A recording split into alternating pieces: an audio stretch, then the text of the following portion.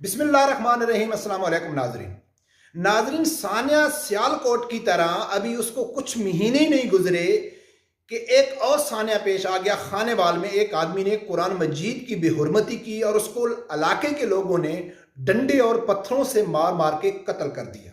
जी हाँ, ये खानेवाल का वाक़या है। अभी सियालकोट के वाक़ये में पूरी गवर्नमेंट ने, आवाम ने, उलमा अकराम ने इस मसले को बहुत ज़्यादा उठाया कि यार ऐसा नहीं करना चाहिए। पता नहीं सैकड़ों लोगों को रातों रात पुलिस की पकड़ धक्कड़ शुरू हो गई, इलाके को पूरे को सील कर दिया कि ऐसे वाक़यात नहीं होने चाहिए। फिर वो वाक़यात हो गया, ऐसा वाक़या फिर हो गया। क्यों हो गया नाजरीन? इसके ऊपर जो रिपोर्टिंग की है इमरान खान साहब, जो हमारा वज़ीर आज़म है, उसके सबसे चहीते एंकर ने, यानी कि मैं उसको सहाफ़ी कहते ही नहीं हूं, मैं उसको सहाफ़ी या एंकर समझता ही नहीं हूं, मैं तो उसको पीटीआई का रुकन समझता हूं। इमरान रियाज ने, जो हर हाल में इमरान खान साहब की कान नीचे नहीं लगने देता है, वो तारीफों के पुल बांधते रहता है, लेकिन इस वाक़ये के ऊपर जो उसने हकीकत बयान की, जो उसने असल लोगों को वजह बताई कि ये वाक़ई क्यों हो रहे हैं, तो नाजरीन ये वही वजह बताई है जो तहरीक लब्बैक बताती है, अल्लामा खादिम हुसैन रिजवी रहमतुल्लाह अलैह बताते थे। हर मजहबी लोग जो उलमाए हक हैं जो वजह बताते हैं, उसने खुल के बयान किया, खुल के इमरान खान साहब को आईना दिखाया, इसकी हुकूमत का जो असल कारनामा है अवाम के सामने रख दिया। इस खानेवाल वाक़ये के ऊपर वो इमरान रियाज की मैं आपको वीडियो बताऊंगा। उससे पहले मैं आप लोगों को ये बताना बहुत ज़रूरी है कि अल्लामा खादिम हुसैन रिजवी साहब ने अपना काम कर दिया है। उसका पैगाम बच्चे बच्चे तक पहुंच चुका है कि जो गुस्ताख है उसकी सजाए मौत है। हाँ, आगे अवाम क्या किस तरीके से ले रही है, किस तरीके से उसको सजा दी जा रही है, उसके ऊपर बात हो सकती है। लेकिन आज से 1 महीना पहले रूसी सदर पुतिन ने एक बयान दिया था कि किसी अंबिया की, नबी अकरम सल्लल्लाहु अलैहि वसल्लम की शान में या किसी भी अंबिया की जो गुस्ताखी है वो फ्रीडम ऑफ स्पीच नहीं है, वो किसी आज़ादी राय में नहीं आता है।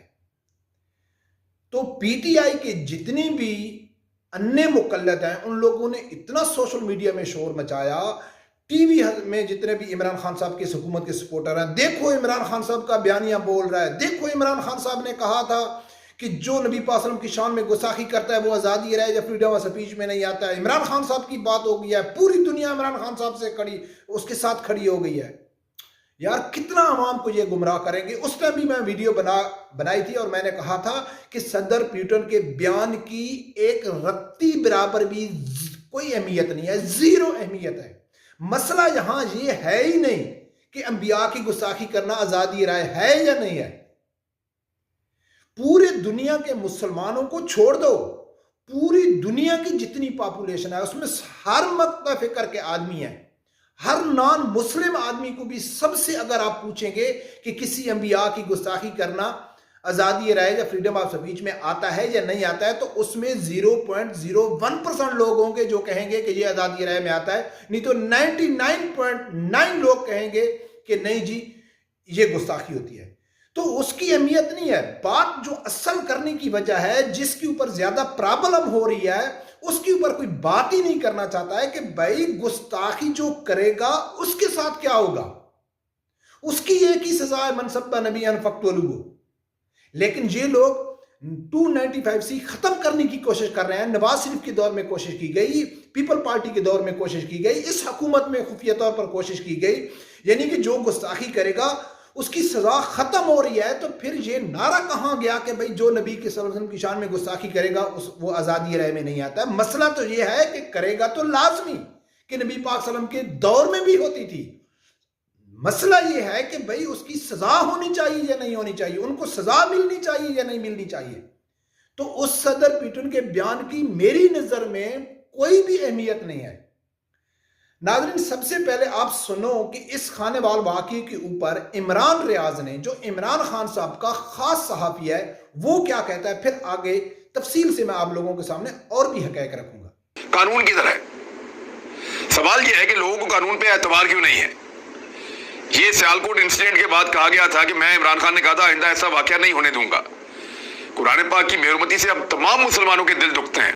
रियासत की तरह जिस मुल्क के अंदर इन चीजों की सजाएं मौजूद हैं और सख्त तरीन सजाएं मौजूद हैं कि बेहुरमती नहीं की जा सकती किसी भी सूरत में, तो वहां कानून कहां गया, पुलिस कहां गई, इदारे कहां गए? लोगों ने कानून हाथ में क्यों लिया?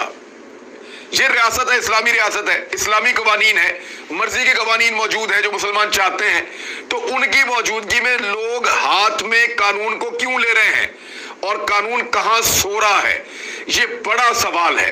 पंजाब पुलिस से भी, हुकूमत पंजाब से भी, इमरान खान साहब से भी, जिन्होंने ये वादा किया था कि आज के बाद जब तक जिंदा हूं मैं ऐसा वाकया नहीं होने दूंगा, लेकिन ये वाकया हो गया। रियासत इसके अंदर ऐसा लगता है कि बेबस नाजरीन और नाकाम नजर आती है। मैं इसका शदीद खिलाफ हूं। ये बिल्कुल यानी कि वन साइड खबरें करता है, वन साइड तजिया करता है, इस हुकूमत को सपोर्ट करता है। लेकिन इस तजिए के ऊपर मैं 100% इसके साथ इत्तफाक करता हूं कि यहां मसला ये नहीं है कि इन लोगों ने एक बेगुनाह को उसने गुस्ताखी की है, ये नहीं किया है, मारना चाहिए नहीं मारना चाहिए। असल मसला यह है कि लोग कानून हाथ में क्यों ले रहे हैं। कितने ऐसे वाकयात हो गए, हुकूमत ने डराने की कोशिश की, 100 200 आदमी को पकड़ के जेल में डाला, कई बेगुनाह लोगों को जेल में डाला, लेकिन फिर भी ये वाकयात नहीं रुक रहे। तो इसका यह मकसद है कि अल्लामा खादिम हुसैन रिजवी साहब का जो बयानिया था वो घर घर हर बच्चे तक पहुंच चुका है। आगे उसको किस तरीके से यूटिलाइज करना है वो हमारा काम है कि लोगों को लेना चाहिए या नहीं लेना चाहिए, इसकी पूरी जिम्मेदारी गवर्नमेंट के ऊपर आती है। ये जितने भी वाक़ये होते हैं तो ये कहते हैं ना कि ये उलमा कराम का काम है, मस्जिदों में कहें उलमा कराम तशद्दुद पे अवाम को उकसा रहे हैं, ये यानी कि दहशत गर्द हैं। खुदा की कसम है इस पूरे वाक़यात की जिम्मेदार जितनी भी है वो टोटल हुकूमत है, इमरान खान साहब है। अगर उसने पहले दिन अपनी हुकूमत के, अभी उसके कुछ महीने हुए थे कि उसने आसिया मलूना को, जिसको पाकिस्तान की 3 अदालतें सजा मौत दे चुकी थी, तो उसने अगर उस टाइम उसको फांसी के फंदे पे ऊपर लटकाया था तो खुदा की कसम है आज हर आदमी का यकीन होता पाकिस्तान की अदालतों के ऊपर, पाकिस्तान के कानून के ऊपर, पाकिस्तान के हुक्मरानों की नीयत के ऊपर यकीन होता कि हमारे जो पाकिस्तान के हुक्मरान हैं वो मुसलमान हैं, वो सच्चे आशिक रसूल हैं, वो सच्चे गुलामान मुस्तफ़ा सल्लल्लाहु अलैहि वसल्लम हैं। लेकिन अवाम का एतमाद ही उठ चुका है इस हुकूमत के ऊपर कि ये लोग अब डॉलरों के लिए, पैसों के लिए अपनी माँ बाप बहन भाई, अपने नबी अकरम सल्लल्लाहु अलैहि वसल्लम की सौदा करने से ये ग्रेज नहीं करते, ये कर देते हैं। आसिया मलूनों का सौदा किया, फिर अमेरिका ने मुतालबा किया था, अक़वाम मुत्तहिदा में ये करारदाद जमा हुई कि पाकिस्तान में जितने 40 गुस्ताख हैं उनको रिहा किया जाए। उसमें तकरीबन 10-12 रिहा हो चुके हैं, खुफिया रिहा हो चुके हैं, शाकूर कद्यानी रिहा हो चुका है, शगुफ्ता कौसर रिहा हो चुकी है, उसका हस्बैंड हो चुका है। ऐसे ऐसे गुस्ताखों को रिहा किया गया जो मीडिया में दिखाते ही नहीं है, पूरा मीडिया मिला हुआ है। तो इसका वैध हल यही है कि अगर इस हुकूमत की नीयत साफ होती, जैसा कि मैं हर वीडियो में कहता हूं कि चाहे वो इमरान खान है, चाहे वो नवाज शरीफ है, चाहे वो जरदारी है, वो आपको हर तरह से मीडिया में लड़ते हुए नजर आएंगे, एक दूसरे के ऊपर कीचड़ उछालते हुए नजर आएंगे। लेकिन जहां मसला इस्लाम का आएगा, जहां मसला गुस्ताखों को रिहा करने का आएगा, जहां मसला दीन के खिलाफ सख्त कानून लेके आने का आएगा, ये सब लोग मुत्तफिक हैं, मीडिया भी इनके साथ है। तो ये मसले तो नहीं रुकते। इमरान खान साहब ने कहा था ऐसा नहीं होएगा और फिर हो गया है।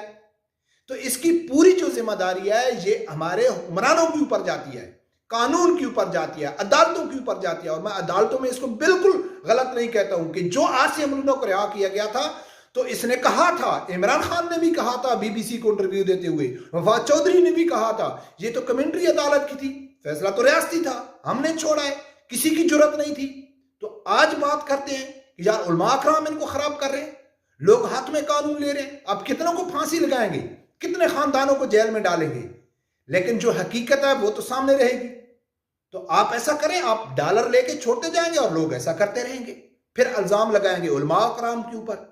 मैं बिल्कुल इस चीज से इत्तफाक करता हूं कि किसी को कानून हाथ में लेने की जरूरत नहीं है। बट बात वही आ गई जो इमरान रियाज ने कही, जो हर उलमा कहते हैं कि अवाम का इस हुकूमत के ऊपर एतबार ही उठ चुका है, कानून के ऊपर एतबार ही उठ चुका है। तो ज़ाहिर है वो कानून हाथ में ही लेंगे। इसलिए उलमा कराम को बुरा भला कहने से पहले इस हुकूमत को सोचना चाहिए, इस हुकूमत के खिलाफ आवाज उठानी चाहिए कि आप अपने नजरियात दुरुस्त करें, आप अपना ईमान की फिक्र करें, आप यहूद नसारा को छोड़ें, आप फ्रांस और यूरोपीय यूनियन की तरफ अपने जो मुंह खोल के बैठे हुए हैं उनके ऊपर यकीन न करें, अल्लाह के ऊपर यकीन करें। अल्लाह के लिए फैसले करें, कुरान के लिए फैसले करें, फिर देखते हैं कि अल्लाह की रहमतें आपके लिए कैसे आती हैं, अल्लाह की ज़ात आपके लिए रहमत के दरवाजे कैसे खोलता है। लेकिन आप लोगों को तो दीन से कोई तल्लक भी नहीं है ना, आप लोगों का तो मकसद ही नहीं है ये। जो हर वीडियो में मैं ये कहता हूं कि आप लोगों का मकसद ही है गैरों को खुश करना। जिस एजेंडे के लिए आपको लाया गया है उस एजेंडे के जरिए उसको के ऊपर अमल पैरा होना। बाकी मुल्क जाता है भाड़ में, अमाम मरती है मर जाए, अफरा तफरी फैलती है फैल जाए, महंगाई होती है हो जाए, लेकिन आपको कोई फर्क नहीं होने वाला है। तो नाज़रीन, ऐसे हुक्मरानों से जान छुड़ाएं। और हर वीडियो में जो मैं कहता हूं कि पाकिस्तान का वाहिद जो हल है इस्लाम के नाम पे बना था, कलमे के नाम पे बना था, और इसका वैध हल ही रियासत मदीना है, यानी कि निज़ाम मुस्तफ़ा सल्लल्लाहु अलैहि वसल्लम है। और पाकिस्तान में इस टाइम, कम अज़ कम इस टाइम मैं ये दावा कर सकता हूं कि पाकिस्तान में अगर कोई निज़ाम मुस्तफ़ा सल्लल्लाहु अलैहि वसल्लम नाफिज कर सकता है तो वो तहरीक लब्बैक कर सकती है और कोई नहीं कर सकता है। रब परवरदिगार से यही दुआ है कि अल्लाह ताला हर आदमी को हक साथ सुनने की और उसके साथ खड़े होने की तौफीक अता फरमाए।